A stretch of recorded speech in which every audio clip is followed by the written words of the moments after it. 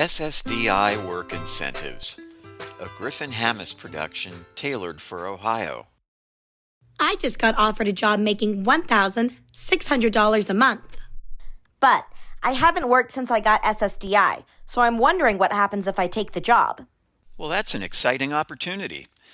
With SSDI, there are 3 phases of work incentives. The first phase is called the trial work period. During this phase, you can earn as much as you want and still get your SSDI.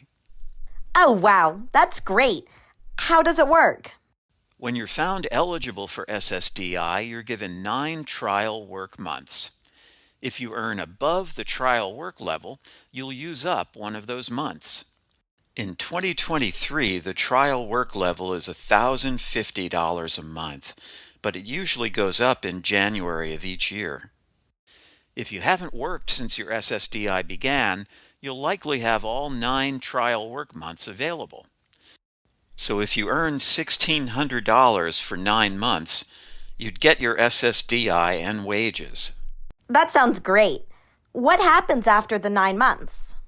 After you finish your 9th trial work month, you enter Phase 2. Phase 2 is called the Extended Period of Eligibility, and this phase lasts 3 years. During this phase, Social Security checks to see if the work you do is above or below something called Substantial Gainful Activity, or SGA for short. In 2023, SGA is $1,470 a month, or $2,460 a month for people with blindness. In months your work is below SGA, you get SSDI. In months your work is above SGA, the SSDI pauses and you don't get it that month. What most people don't know is that included in this phase is a great safety net. You keep SSDI eligibility status even if you go above SGA, and that means you can get it quickly restarted. Now, some people plan to get a job that pays more than their SSDI, so they're okay with it stopping. But there are work incentives that let you keep Medicare even if your SSDI stops due to work. Other people can't do that right now, so their plan is to keep getting SSDI while they work. You're the one who gets to decide what makes the most sense for you. I'm glad to know I can choose. So, if I earn $1,600, does that mean my SSDI will stop in Phase 2? Well, since your gross wages would be above SGA, that's possible. But if your countable wages fall below SGA, then you'd still get the SSDI. Oh, what are countable wages? So, countable wages are the amount that's left after subtracting work incentives like impairment-related work expenses and subsidy. Let me explain. Impairment-related work expenses, called IRWE for short, are medical-type expenses that you pay for that make it possible for you to work. Subsidy is the amount of extra help you get, or less work you do on the job because of your disability. Oh, okay. So how would that apply to me? That's a great question. Let's look at an example.